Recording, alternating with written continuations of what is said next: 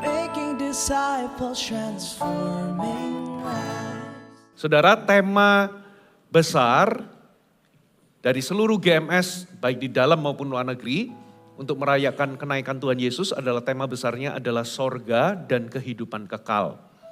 Jadi semua GMS itu membahas sorga. Ini adalah bagian dari suara pengembalaan untuk Anda jemaat Tuhan. By the way, mungkin ada yang bertanya-tanya, mengapa kita membahas tentang sorga? Karena nggak bisa dipungkiri, kematian itu 100%. Saudara, cepat atau lambat kita semua ini akan mati, meninggalkan dunia ini. Dan kita tidak hanya tiba-tiba lenyap ketika kita mati, tapi kita akan tinggal di dalam kekekalan. Masalahnya, apakah Anda tinggal di dalam hidup yang kekal, yaitu bersama dengan Tuhan, atau Anda tinggal di dalam kebinasaan kekal? Itulah sebabnya penting untuk kita mengajar tentang sorga. Kenapa penting mengajar tentang sorga? Karena sorga itu bagi sebagian orang dianggap sebagai sesuatu yang abstrak. Bahkan ada orang yang mengolok orang Kristen mengatakan bahwa sorga itu hanyalah penghiburan atau angan-angan penghiburan bagi orang yang takut mati. Saudara, apalagi di film-film menggambarkan sorga itu seperti dongeng. Seperti kayak putih-putih, semuanya serba putih, gitu ya. Sehingga menciptakan sebuah kesan bahwa sorga itu hanyalah fiksi atau dongeng. Dan bahayanya kalau kita ini tidak mengerti atau gereja tidak mengajarkan kebenaran tentang sorga, hanya kebenaran tentang bagaimana kita berhasil, bagaimana kita ini bisa bertahan di dunia ini, bagaimana kita bisa punya iman, menghadapi segala persoalan di dunia ini, akhirnya kita ini hanya terfokus kepada apa yang ada di dalam dunia ini saja. Tapi kita kehilangan yang namanya tujuan kekal, karena kita jadi hidup tanpa perspektif kekekalan. Akibatnya apa? Hidup kita ini terpaku kepada apa yang ada di dunia, seolah-olah di dunia ini kita itu akan hidup selama-lamanya. Seolah-olah dunia ini yang terpenting, kita jadi terpaku. Sebaliknya, kalau kita mengerti tentang kekekalan, maka kekekalan itu akan, saudara, punya sesuatu yang akan mengubah bagaimana kita hidup di muka bumi ini. Kita hidup bukan hanya sekedar berjalan, tapi kita punya sebuah janji bahwa segala sesuatu yang kita lakukan di muka bumi, saudara, itu akan berimbas kepada apa yang akan kita alami di kekekalan. Saudara, makanya judulnya adalah sorga dan kehidupan kekal. Kehidupan yang kita jalani, kalau Anda masih muda, Anda akan merasa bahwa hidup itu selamanya. Hidup itu seperti kayak Anda bisa hidup selamanya kalau Anda masih muda.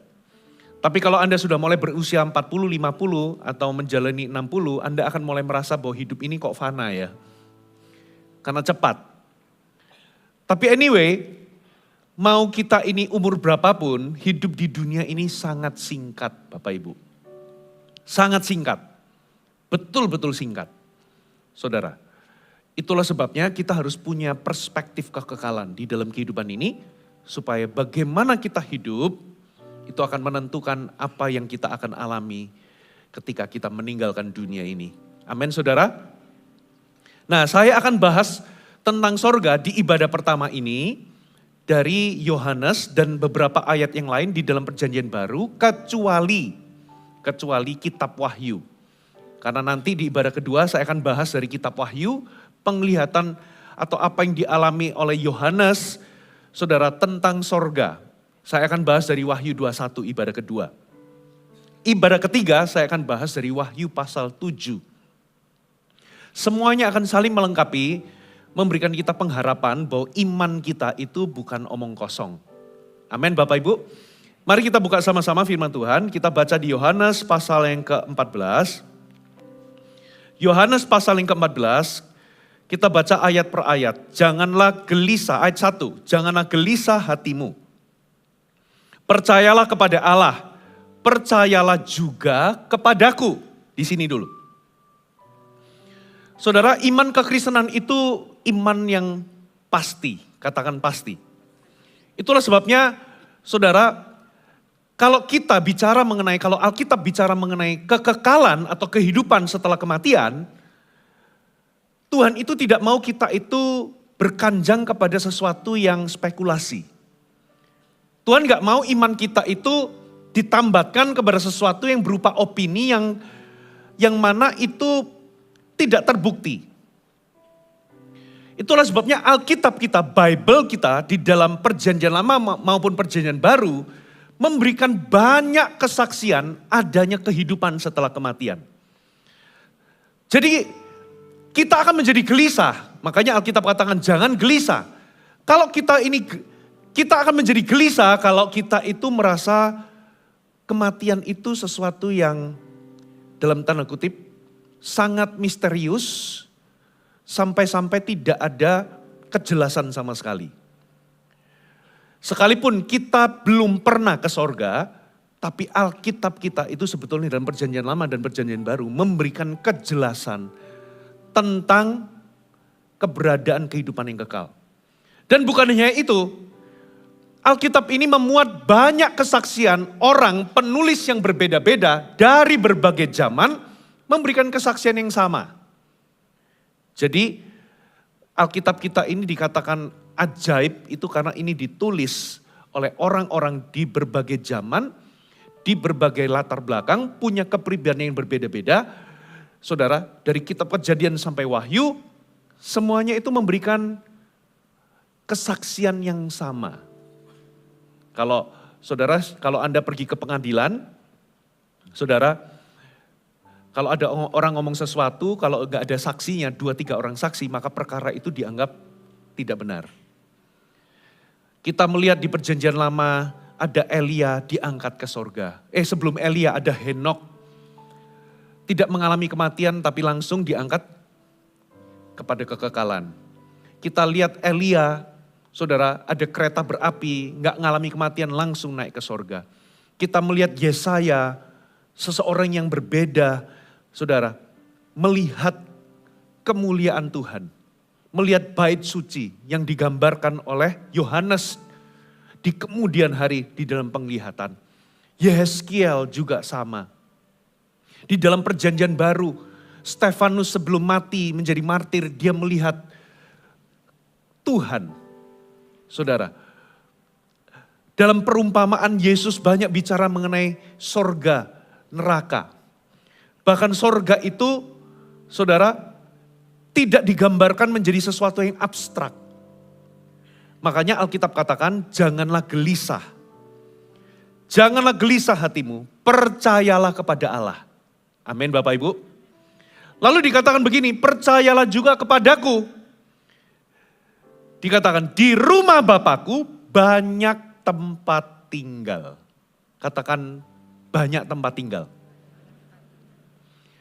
Kebenaran pertama tentang sorga adalah tempat yang Tuhan sediakan bagi kita. Munculkan poinnya, poin pertama.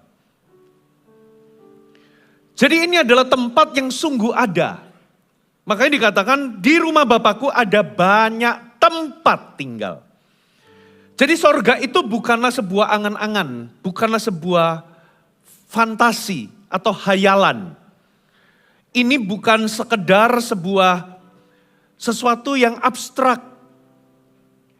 Seperti seolah-olah ini adalah sorga itu, ada beberapa orang menganggap sorga itu adalah keadaan psikologis atau keadaan batin di bumi. Saudara. Atau sebuah state di mana sorga itu, saudara, sorga itu sesuatu tentang energi kosmik. Jadi pokoknya kamu akan tetap ada tapi lenyap, gak ada bentuknya. Seperti kayak energi, itulah sorga. Tidak saudara. Sorga itu adalah sebuah tempat yang nyata. Katakan amin. Sesuatu yang benar-benar ada. Bahkan bukan hanya sebuah tempat, ini adalah sebuah tempat tinggal. Sesuatu yang kita bisa tinggali. Coba bayangkan kalau ada seseorang itu, Bapak Ibu, kalau ada seseorang itu menyiapkan tempat bagi saudara. Kamu datang ya, kamu datang misalnya Anda pergi keluar kota atau pergi ke luar negeri, lalu Anda telepon sahabat Anda, aku ada perjalanan trip bisnis, ya nanti kita ketemuan ya. Lalu dia ngomong begini, gini aja kamu gak usah tinggal di hotel, aku punya rumah kosong, semuanya fully furnished, bisa dipakai atau apartemen, aku sudah siapkan buat kamu. Kita gak ngerti modelnya kayak gimana, bentuknya kayak gimana, tapi kita bisa merasa aman kalau aku tiba di negara itu, temanku sudah siapkan tempat bagiku untuk aku bisa tinggal dan menginap. Bapak Ibu, Tuhan sudah sediakan tempat tinggal bagi kita. Katakan amin. Bahkan kalau Anda baca dalam bahasa Inggris itu pakai kata mansion, bukan sekedar house. Bapak Ibu, berarti kita semua itu paling tidak ukurannya itu ukuran mansion. Bukan RSSSSS, rumah sangat sempit-sempit sekali. Bukan. Amin saudara, nanti di ibadah kedua saya akan jelaskan sorga itu luas banget. Saudara, panjang kali lebar kota yang Tuhan sediakan, Yerusalem baru, langit baru, bumi baru. Lalu ada kota di situ, itu panjang kali lebarnya itu luar biasa gedenya. Dengan kata lain, cukup bagi kita semua. Cukup bagi orang yang sudah ditebus dari segala zaman. Jadi Anda gak perlu takut, Anda gak punya lahan. Tuhan siapkan tempat bagi kita. Katakan amin. Jadi ini bukan sekedar hayalan, ini bukan sekedar sebuah kondisi atau state Anda merasa damai atau keadaan batin. Ini bukan sekedar sesuatu yang abstrak, sesuatu yang cuman terkesan seperti kabut, gak jelas. Tapi sorga itu adalah sebuah lokasi, sebuah tempat yang nyata. Banyak orang itu percaya sama multiverse-nya komik, tapi gak percaya sama keberadaan sorga. Banyak orang bisa percaya sama Spider-Man itu bisa ada berapa banyak, tapi dari universe yang lain, itu adalah film fantasi. Sementara sama Bible sangat skeptik. No. Di sorga itu ada tempat tinggal. Amin saudara.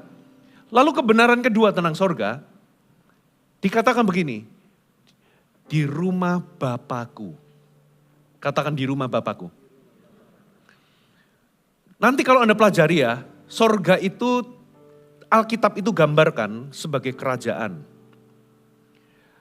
Berarti ada sistem pemerintahan. Saudara. Lalu kalau nanti Anda baca nanti di ibadah kedua, itu sebuah kota, ada Yerusalem baru. Berarti kalau sebuah kota itu berarti ada society, ada masyarakat. Saudara. Bahkan Alkitab menggambarkan nanti kita akan memerintah bersama dengan Tuhan. Berarti di situ ada pemerintahan, ada sebuah sistem, ada sebuah kehidupan. Jadi jangan Anda bayangkan di sorga itu kita nganggur main kecapi pakai baju putih-putih. Sama cuma nyanyi-nyanyi doang. Tidak. Di situ ada society.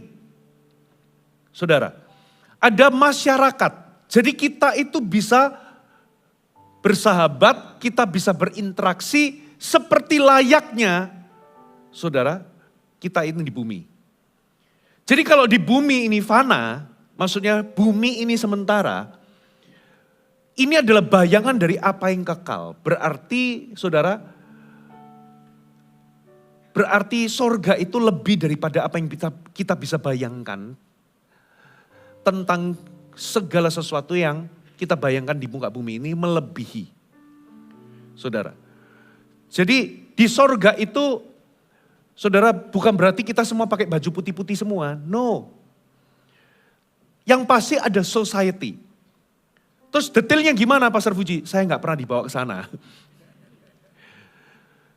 Sebetulnya ada banyak kesaksian tentang penglihatan, tentang ada orang yang dibawa ke sana. Tapi itu semua Bapak Ibu, semua itu cuman sebatas pakai kaca, pakai cermin yang buram. Pada akhirnya nanti kita ini akan ketemu dengan Tuhan. Tapi yang luar biasa di kitab Yohanes, pertama kali Yohanes memperkenalkan tentang sorga itu bukan pakai kata kerajaan dulu, bukan kota dulu, tapi rumah, katakan rumah.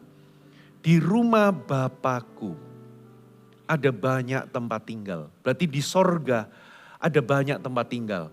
Nah, sorga itu ternyata dikatakan sebagai rumah Bapa. Poin kedua munculkan, saudara. Artinya apa? Sorga itu adalah rumah Bapa, tempat persekutuan yang sempurna. Saudara pernah enggak? Saudara itu, saya enggak ngerti ya. Berapa banyak di antara Anda mungkin Anda itu punya keluarga itu broken home. Atau Anda pernah, kalau Anda masih muda mungkin hari ini mungkin Anda mengalami, Anda itu enggak kerasan di rumah. Karena Anda merasa ditolak di rumah. Ditolak oleh orang tua, atau suasana di dalam rumah itu Anda itu merasa diabaikan, Anda merasa tidak dicintai. Makanya banyak orang itu terluka, merasa ditolak, merasa asing di rumah sendiri. Atau bagi Bapak Ibu Saudara yang sudah cukup berusia, pengalaman masa kecil Anda itu bukan pengalaman masa kecil yang bahagia. Karena mungkin Anda punya broken home. Dan Anda tahu rasanya kalau Anda ada di rumah, tapi Anda itu merasa bukan anak. Anda merasa diperlakukan itu seperti anak tiri. Jadi ada luka, ada penolakan. Tidak ada kehangatan di situ. Anda mungkin, orang tua Anda mungkin bukan orang yang menyakiti, tapi saudara itu merasa tertolak. Karena apa? Karena orang tua saudara itu dingin. Tidak pernah ajak bicara. Saudara, tiap hari hanya memarahi. Tidak pernah memuji, tidak pernah mengerti kebutuhan emosional saudara. Sehingga Anda merasa tertolak. Gak ada hubungan yang dekat. Tapi Alkitab katakan, saudara, sorga itu adalah rumah Bapa. Nanti di sorga, saudara, Anda akan feel at home. Bukan karena rumahnya bagus. Kita semua sepakat lah kalau Anda itu bisa punya uang, jadi kalau Anda bangun rumah itu di interiornya itu bisa dibikin homey, dibikin hangat, tapi itu kan dekorasi. Yang bikin rumah itu adalah rumah, yang bikin a house itu adalah a home, sebuah home, itu adalah hubungan atau kedekatan. Saudara, sehingga kalau Anda itu punya hubungan yang sangat, gampangannya begini loh. Kalau Anda pergi ke rumahnya, kalau Anda itu nginap ke rumah orang yang Anda gak kenal. Misal, saudara nginap ke rumahnya Pak Dede. Gitu ya. Waduh itu gak enak, gak homey banget. Betul gak? Kenapa? Sungkan. Atau Anda tiba-tiba nginap ke rumahnya Pastor Philip gitu. Waduh makan aja kalau saudara harus tata, tidur harus tata, sungkan. Kenapa? Hubungannya gak seberapa kenal kecuali kalau Anda sahabat sama Pastor Philip. Kalau sahabat itu kayak rumahnya Pastor Philip, kayak rumahmu sendiri. Nah, apa yang membuat Anda bisa homey? Tinggal nginap di rumahnya orang. Hubungan yang akrab. Katakan amin. Kalau hubungannya itu akrab, itu Anda merasa kayak chemistry-nya dapat itu kayak merasa homey. Tapi coba kalau Anda pergi nginap di rumahnya presiden, Anda itu gak kenal. Waduh saudara, itu Anda akan menderita. Kenapa? Anda takut salah. Takut mecahin barang. Saudara, takut salah bersikap waktu makan malam. Betul gak? Saudara, nanti habis makan nanti gigiku nanti ada nyantol gak sayur. Jadi kayak salah tingkah, semuanya serba salah tingkah. Seperti itu gak kerasan saudara. Tapi nanti di sorga, tidak ada lagi penolakan. Saudara itu kayak pulang ke rumah, betul-betul rumah di mana Bapa itu menyambut Anda. Bapa itu mengasihi Anda. Sehingga Anda itu gak ada perasaan tertolak, gak ada perasaan salah tingkah. Tidak ada perasaan di mana saudara itu merasa awkward atau canggung. Merasa ini bukan home. Kenapa saudara? Karena Bapa menyambut Anda, Bapa menerima dan mengasihi Anda tanpa syarat. Katakan amin. Di situ saudara, yang membuat home itu bukan dekorasinya. Yang membuat sorga itu adalah Bapa itu sendiri. Yesus itu sendiri. Bukan nanti di ibadah kedua, saya jelasin di sorga itu, saudara, emas itu bukanlah sesuatu yang wow. Jalanan pun dari emas, pintu gerbangnya, gemstone-nya, itu macam-macam. Yang membuat sorga itu cuma sebagai simbol. Yohanes itu mengungkapkan itu hanyalah sebagai bahasa simbol. Seperti kayak misalnya saya profesor menjelaskan kepada Anda fisika. Itu kan susah, pakai rumus-rumus, kita orang awam. Akhirnya profesor itu memutuskan untuk menggunakan bahasa yang kita bisa mengerti, yaitu bahasa simbol. Untuk mencoba melukiskan keindahan sorga yang tidak terlukiskan. Gitu loh. Makanya Yohanes itu memakai bahasa-bahasa yang kita bisa terima untuk memberikan Anda a glimpse kemuliaan di sorga itu kayak apa. Tapi apapun itu Bapak Ibu, yang membuat sorga itu adalah sorga bukan dekorasinya. Tapi Bapa itu sendiri. Amin Bapak Ibu. Saudara, yang berapa sekarang? Sebentar, poin yang kedua, saya bacakan satu ayat kelupaan. Coba kita baca 1 Korintus 13 ayat 12. Karena sekarang kita melihat dalam cermin suatu gambaran yang samar-samar, tapi nanti kita akan melihat muka dengan muka. Sekarang aku hanya mengenal dengan tidak sempurna, tetapi nanti aku akan mengenal dengan sempurna, seperti aku sendiri dikenal. Kita ini sekarang hanya mengenal sebagian, tapi nanti kita akan mengenal secara penuh. Dan kita, saudara, kita akan mengenal secara penuh seperti Tuhan mengenal kita dengan sempurna hari ini.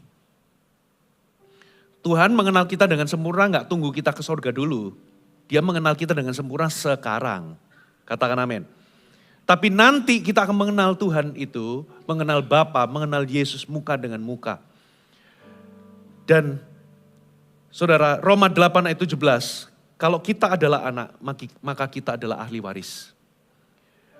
Yaitu orang yang berhak menerima janji Allah, yang akan menerimanya bersama-sama dengan Kristus, yaitu kalau kita menderita bersama-sama dengan Dia, maka kita akan dipermuliakan juga bersama-sama dengan Dia. Perhatikan, Roma mengatakan kita ini anak.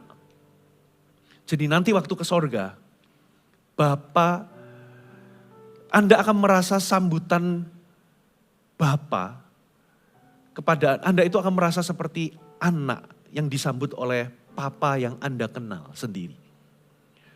Itu adalah perasaan yang tidak mungkin bisa digambarkan kecuali dialami. Amin saudara. Yang ketiga, poin yang ketiga. Sorga itu adalah kehidupan yang sempurna dan tidak bisa hancur. Coba kita buka sama-sama.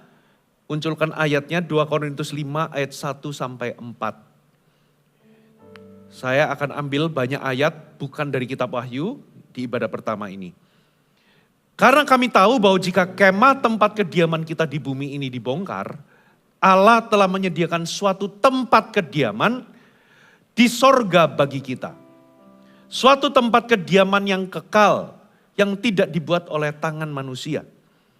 Selama kita di dalam kemah ini, yaitu tubuh kita mengeluh. Karena kita rindu mengenakan tempat kediaman sorgawi di atas tempat kediaman kita yang sekarang. Sebab dengan demikian kita berpakaian dan tidak kedapatan telanjang. Sebab selama masih diam di kemah ini kita mengeluh oleh beratnya tekanan. Katakan mengeluh oleh beratnya tekanan. Karena kita mau mengenakan pakaian yang baru itu tanpa menanggalkan yang lama supaya yang fana itu ditelan oleh hidup.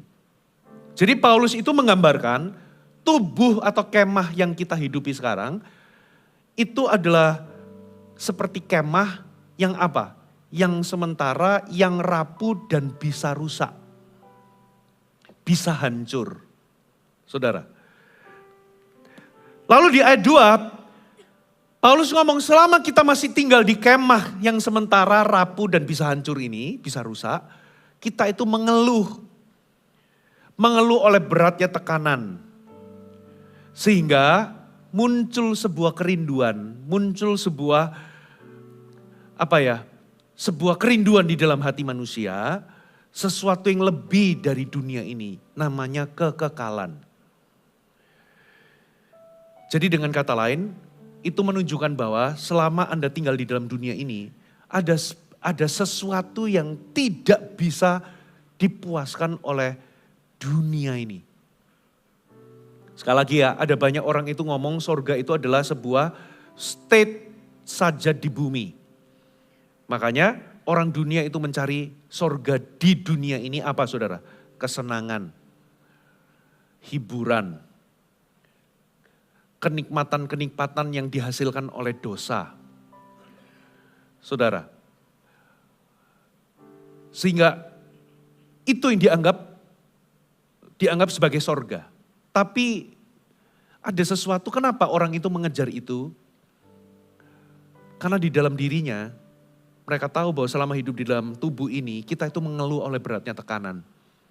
Tapi karena mereka nggak tahu bahwa ada tempat yang nyata di sorga nanti, mereka itu menciptakan sebuah sorga di bumi. Dengan apa? Yaitu tadi, segala kenikmatan yang dihasilkan oleh dosa, entertainment, hiburan, menganggap hanya sorga itu adalah keadaan di bumi. No, sorga bukan keadaan di bumi. Tapi nanti waktu kita ke sorga, Bapak Ibu, kita akan menerima tubuh kemuliaan. Kita akan menerima rumah yang baru, katakan amin. Loh apa buktinya? Yang pertama, Yesus. Yesus itu waktu bangkit dari kematian, itu bukan hantu bentuknya roh yang menghilang gitu, bukan. Tapi tubuh, Yesus itu bisa lapar, Yesus bisa disentuh, lalu dia naik ke sorga dengan tubuh tersebut. Berarti kita nanti juga punya tubuh, katakan amin. Tubuh yang kompatibel dengan tempat yang baru, yaitu Yerusalem baru, langit dan bumi yang baru. Kita akan menerima tubuh itu. Dan tubuh itu tidak bisa rusak lagi, Bapak Ibu. Yang pertama, nanti di sorga tidak ada lagi kematian. Jadi selama di dunia kita mengeluh oleh beratnya tekanan apa? Tekanan kematian, tekanan perpisahan. Betul ya? Duka perpisahan. Saudara, gak ada lagi yang namanya kelemahan. Jadi gak ada lagi kematian. Di sorga nanti tidak ada lagi juga yang namanya penderitaan. Penderitaan apa? Jangankan yang fisik dulu, penderitaan batin dulu. Saudara, trauma, penolakan, luka. Saudara, segala bentuk kerusakan-kerusakan yang ada di dalam emosional atau mental, kita gak akan alami lagi. Katakan amin. Dunia ini sudah rusak Bapak Ibu. Kita ini juga bisa mengalami namanya gangguan kesehatan mental. Di dunia kita bisa bergumul dengan depresi. Di dunia kita bisa bergumul dengan yang namanya gangguan kecemasan. Kalau Anda ketemu sama orang yang depresi dan gangguan kecemasan, ada gangguan kesehatan, jangan dituduh mereka itu kurang iman atau kurang berdoa. Itu adalah gangguan sama seperti tubuh kita bisa sakit. Secara emosional kita itu bisa burn out, bisa kelelahan, bisa depresi, juga bisa mengalami gangguan kecemasan. Bapak Ibu. Nah, itulah sebabnya saudara, selama hidup di dunia ini kita akan menderita, kita akan mengeluh, katakan mengeluh. Nanti di sorga juga tidak ada yang namanya penderitaan fisik. Bayangkan sebuah kehidupan gak ada lagi ambulans, gak ada lagi rumah sakit. Gak ada lagi obat-obatan. Tidak ada lagi kanker, tidak ada lagi, saudara, sesuatu yang rusak di muka bumi ini. Gak ada lagi segala bentuk sindrom, segala bentuk alergi. Tidak ada yang namanya kelemahan tubuh. Kita semua akan sehat, kuat, dan kita akan mengalami hidup yang kekal. Katakan amin. Jadi sorga adalah tempat yang sempurna. Poin yang berikutnya, saudara, munculkan. Yang keempat, saudara, sorga adalah kehidupan dalam kemuliaan Kristus. Kolose 3 ayat 4. Apabila Kristus yang adalah hidup kita menyatakan diri kelak, kamu pun akan menyatakan diri bersama dengan Dia dalam apa, saudara? Dalam kemuliaan. Katakan amin. Someday kita ini akan menerima tubuh kemuliaan. Sama seperti Tuhan, kita Filipi berkata, saudara, kita akan menerima tubuh kemuliaan yang sama. Nah nanti kalau Yesus sudah menyatakan dirinya, kita juga akan dimuliakan. Kita akan menyatakan diri bersama dengan Tuhan di dalam kemuliaan. Jadi dengan kata lain, saudara, sekali lagi pusat atau inti daripada sorga itu adalah Tuhan sendiri atau Yesus sendiri.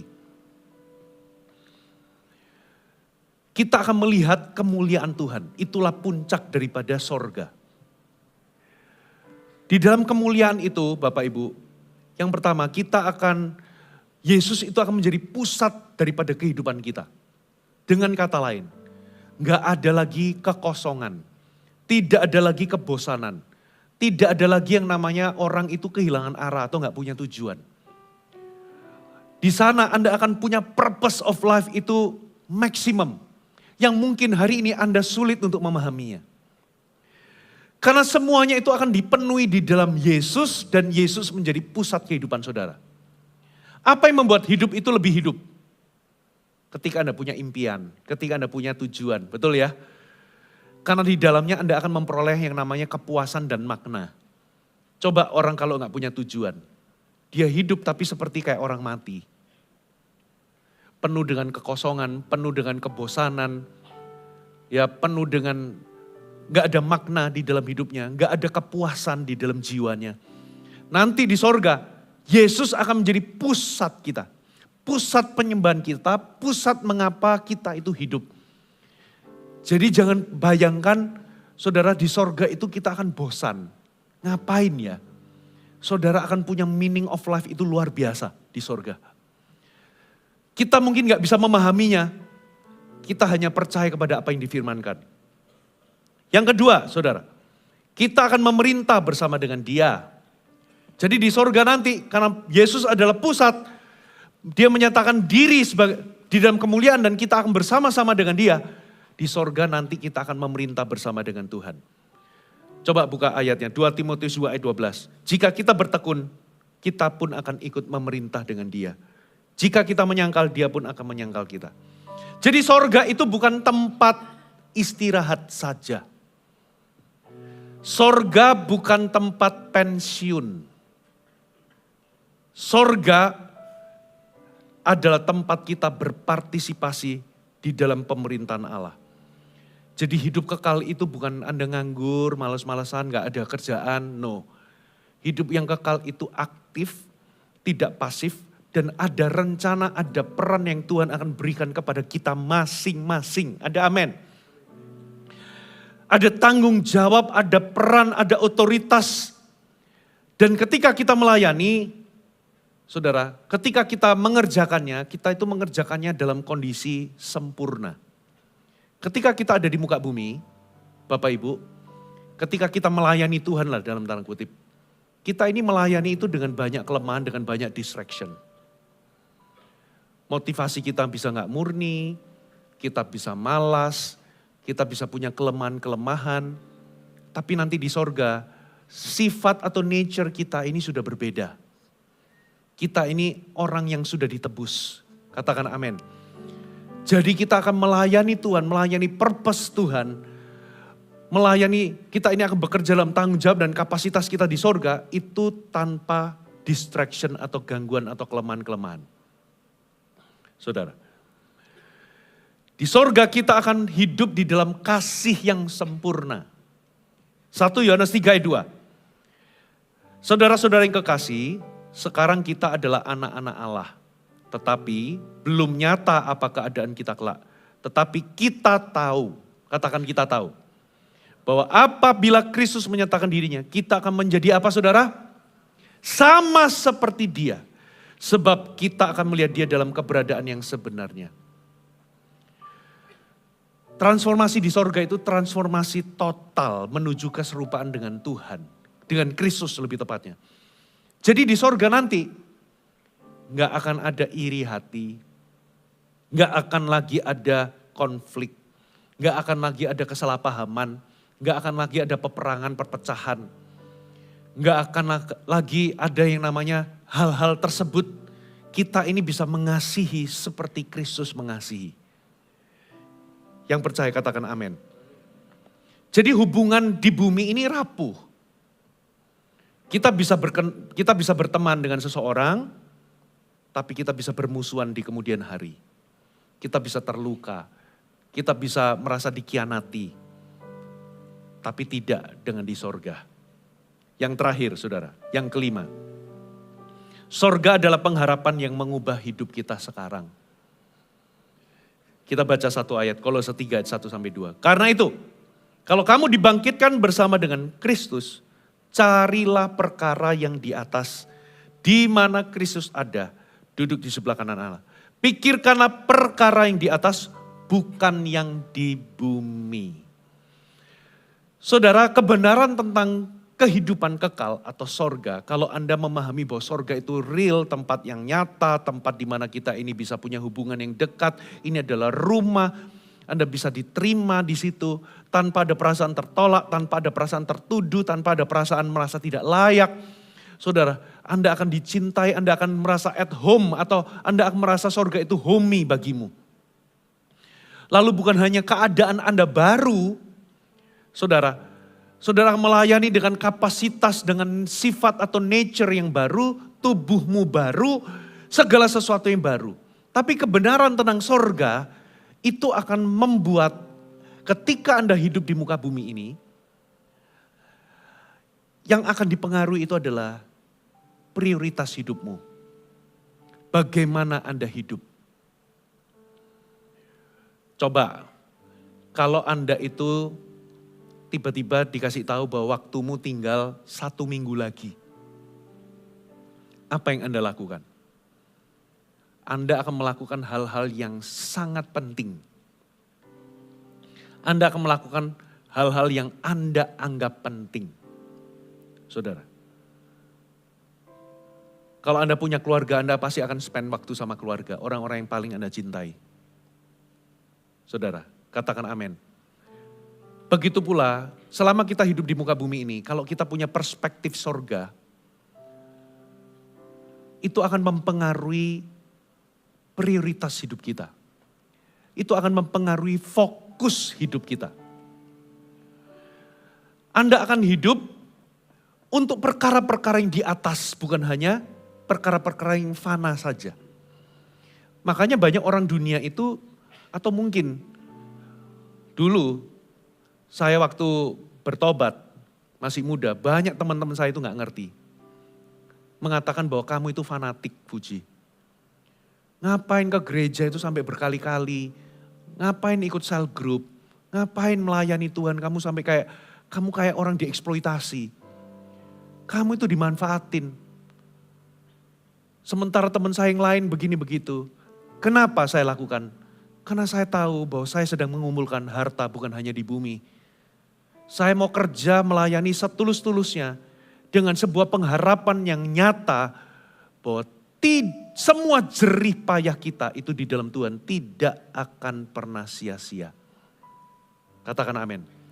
Makanya kalau Anda lihat di Alkitab, kenapa rasul-rasul itu memberikan nyawanya untuk Kristus? Itu sesuatu yang kita gak bisa pahami kalau kacamata Anda itu tertambat hanya ada di bumi. Kenapa orang sampai belain memberitakan Injil sampai kehilangan nyawa?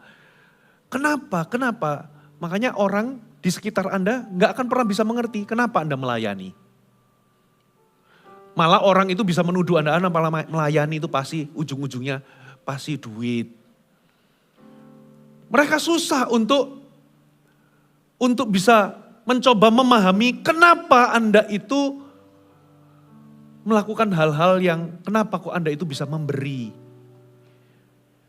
Kenapa engkau bisa hidup itu kok kamu gak pakai untuk sesuatu yang mengenakkan dagingmu? Kenapa kamu lakukan itu?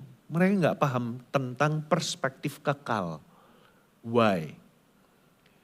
Itulah sebabnya kebenaran tentang sorga, kekekalan itu akan mempengaruhi bagaimana kita hidup sekarang. Katakan amin. Pertama-tama itu akan mempengaruhi prioritas kita. Saudara,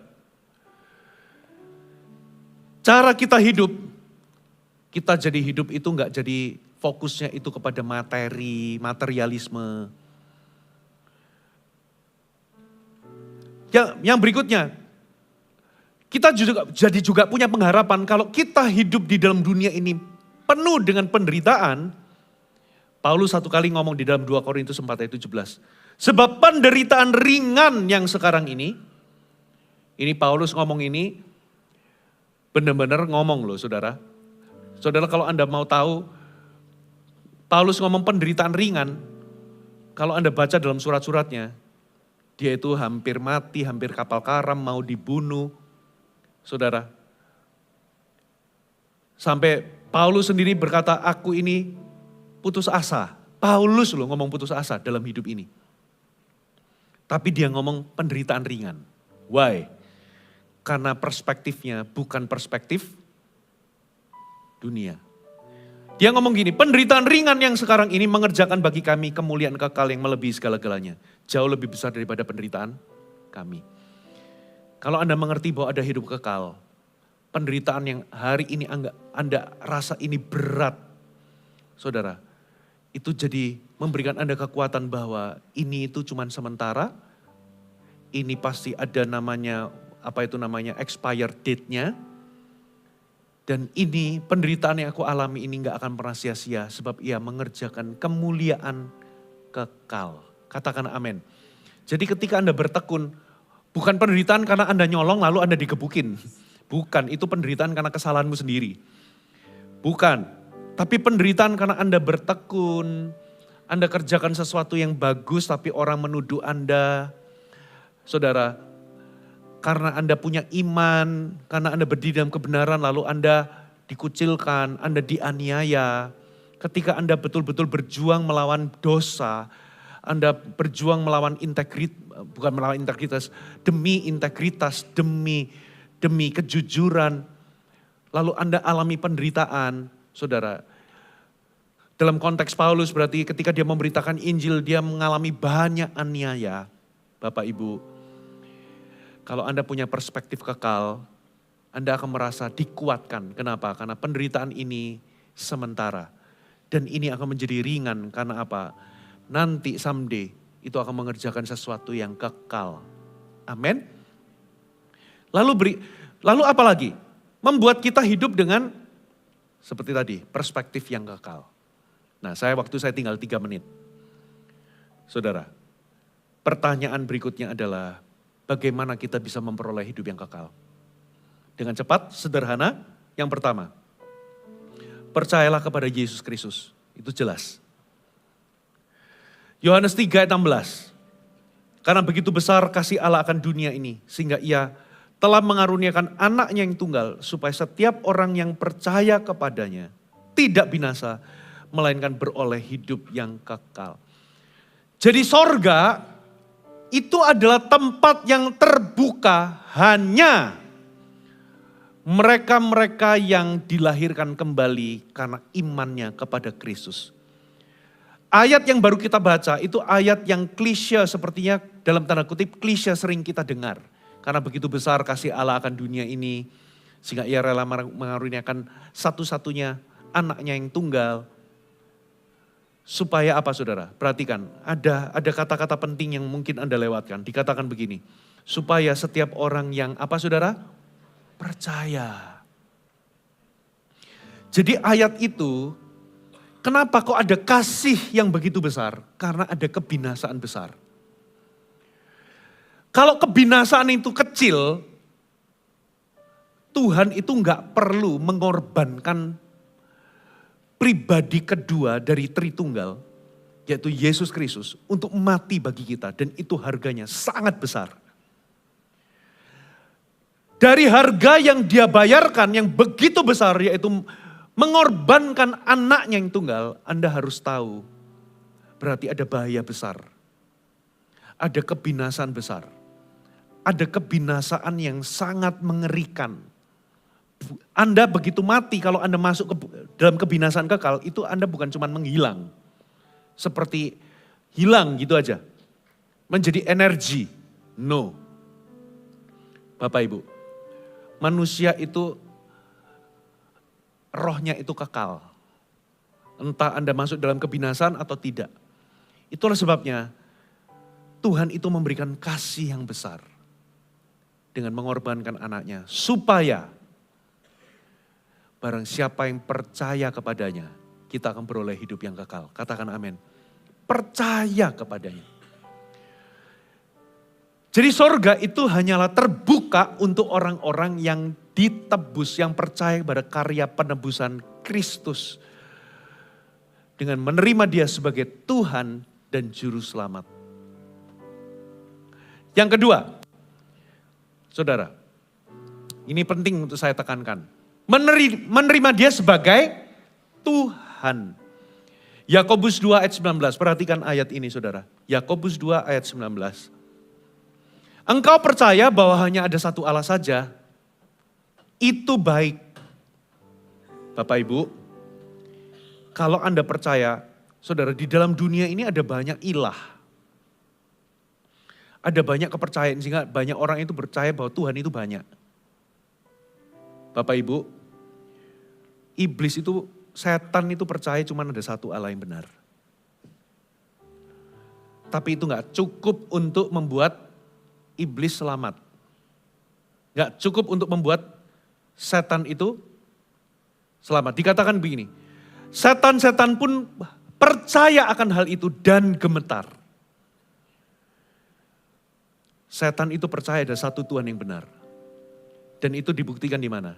Di dalam kitab Injil ketika Yesus datang ke sebuah daerah namanya Gerasa. Tiba-tiba legion itu datang langsung sujud tersengkur. Setan loh langsung ngomong begini. Mengapa engkau datang? Apakah engkau hendak menghakimi aku sebelum waktunya menghakimi kami? Setan itu mengakui dan tunduk.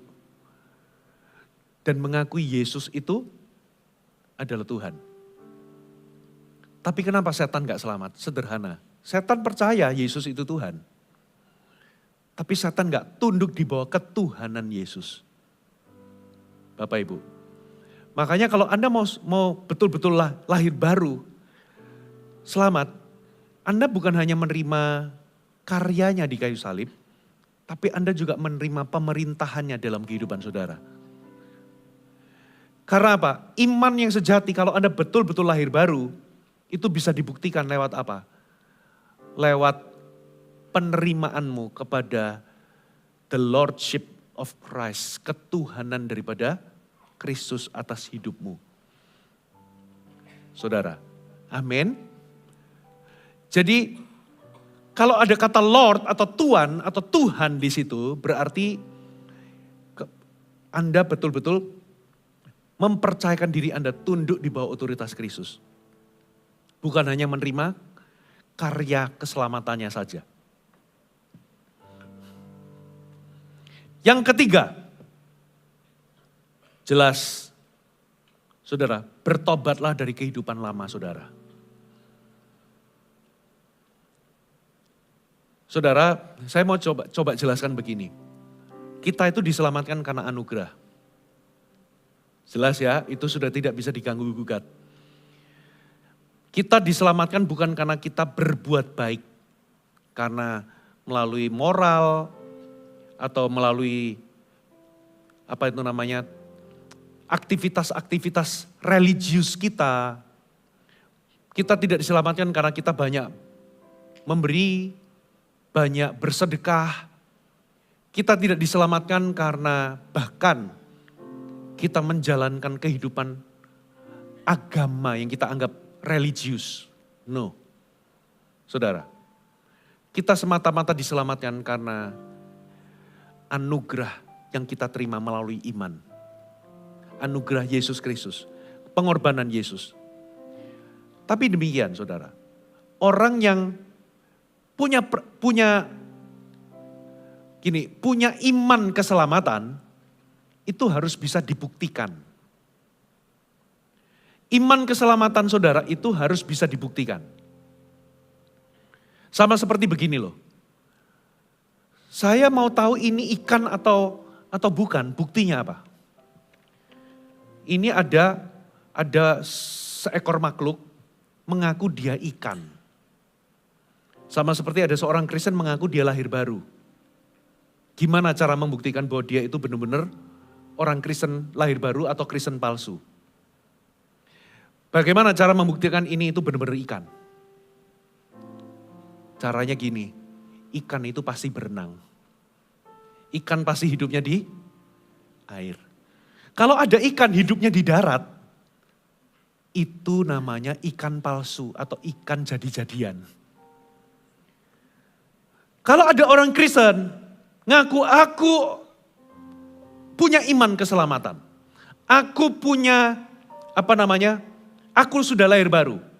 Begitu ketemu sama Yakobus, tunjukkan imanmu lewat perbuatanmu.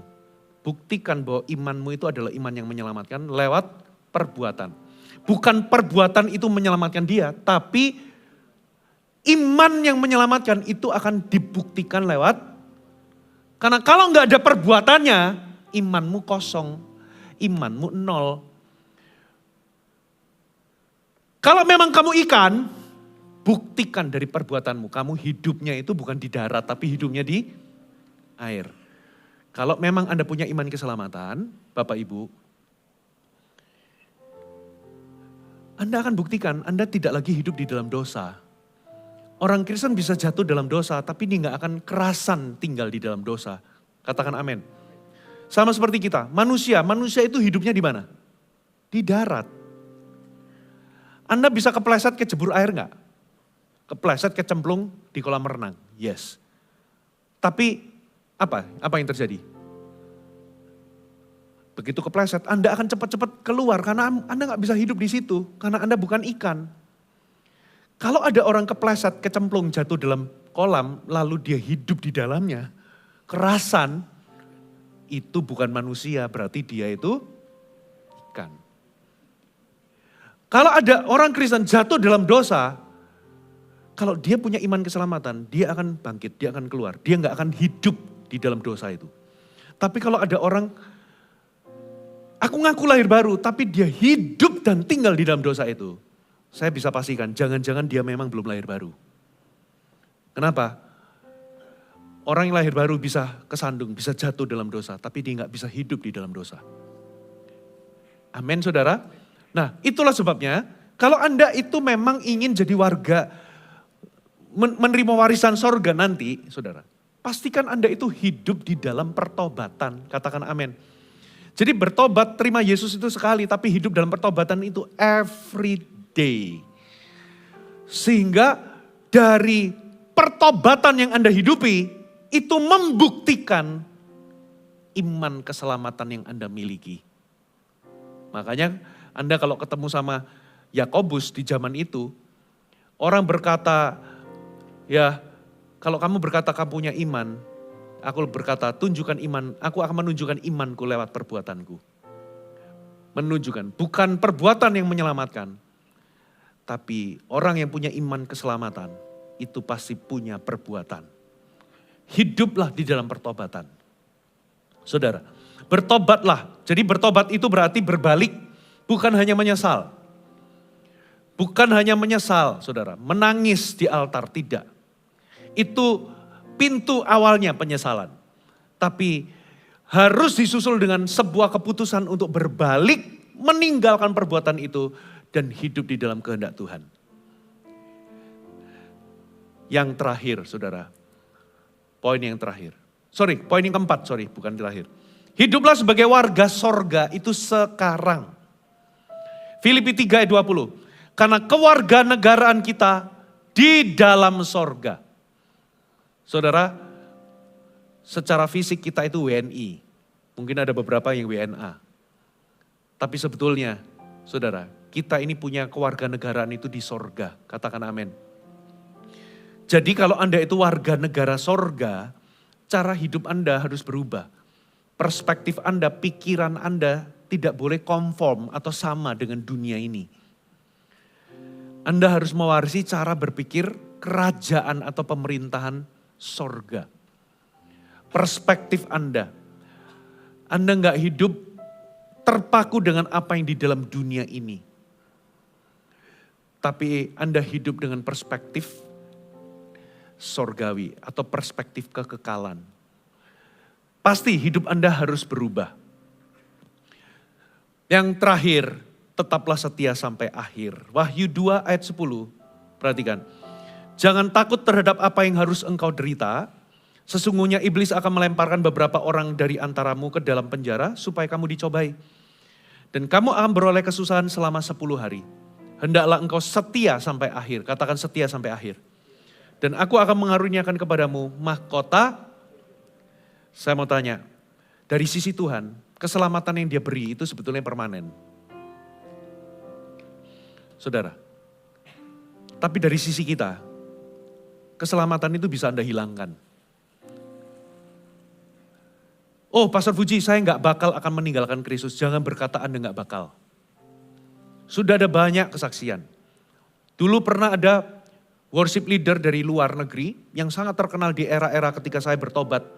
Itu lagunya dipakai dan sebagainya. Belakangan, saudara, beberapa tahun yang lalu saya dengar kabar worship leader itu confess bahwa dia meninggalkan Kristus. Dari sisi Tuhan keselamatan itu sudah diberikan. Sebetulnya itu gak bisa dicuri. Gak bisa diambil. Saudara, Yesus sudah mati, dia mengerjakan sekali. Itu untuk selamanya, katakan amin. Tapi begitu seseorang renounce, menolak Kristus. Bukan keselamatan itu dari sisi Tuhan itu hilang. Tapi dia yang keluar dari keselamatan. Makanya Alkitab katakan setialah sampai akhir. Jangan katakan aku gak bakal meninggalkan Tuhan. Karena ini adalah sebuah perjalanan, bukan sebuah momen. Saudara, satu titik Anda bisa loh, kehidupan itu bisa menyudutkan Anda. Makanya kalau Anda gak bangun hidup Anda sungguh-sungguh, di satu titik Anda bisa kehilangan iman tanpa Anda sadari. Saudara, makanya kalau gereja ini getol sama yang namanya pemuridan, menempa saudara di dalam sel group. Saudara, itu bukanlah tanpa alasan. Mendorong Anda untuk melayani, itu adalah melatih iman saudara. Supaya apa? Karena akan muncul masa yang sukar. Alkitab itu sudah menubuatkan akan muncul masa yang sukar. Kemarin ada seseorang tanya, ngobrol sama saya, seorang full time, Pastor Fuji, ini kita mau rencana ambil rumah, gini. Saya dukung, kan harus, tapi ini khawatir nanti gimana ya gini. Itu scarcity mindset. Kenapa? Kalau kamu mau punya rumah itu harus melangkah dengan iman. Bukan berarti tanpa perhitungan atau nekat. Kalau kamu sudah hitung dan sebagainya, berani ambil.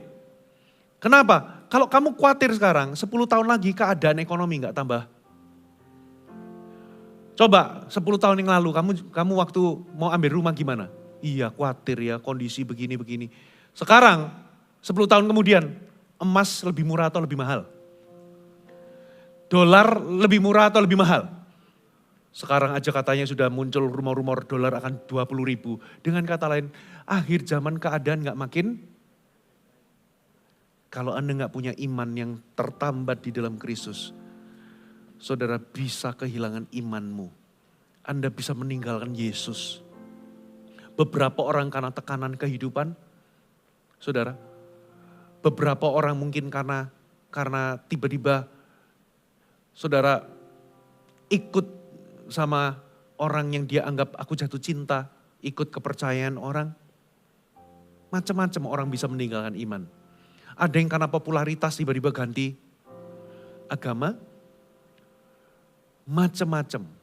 Dengan kata lain, godaan untuk meninggalkan iman di akhir zaman itu besar. Ada orang yang kehilangan iman. Sebetulnya dia orang yang setia. Tapi karena ada offense, ada orang yang melukainya, dia jadi pahit sama orang Kristen termasuk pahit sama iman Kristen.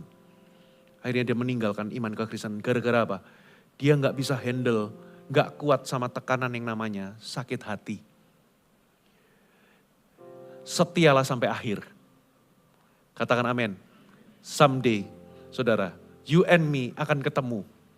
Saudara, dan nanti di sorga gak ada lagi yang namanya gosip-gosip, gak ada lagi yang namanya sisa-sisa trauma.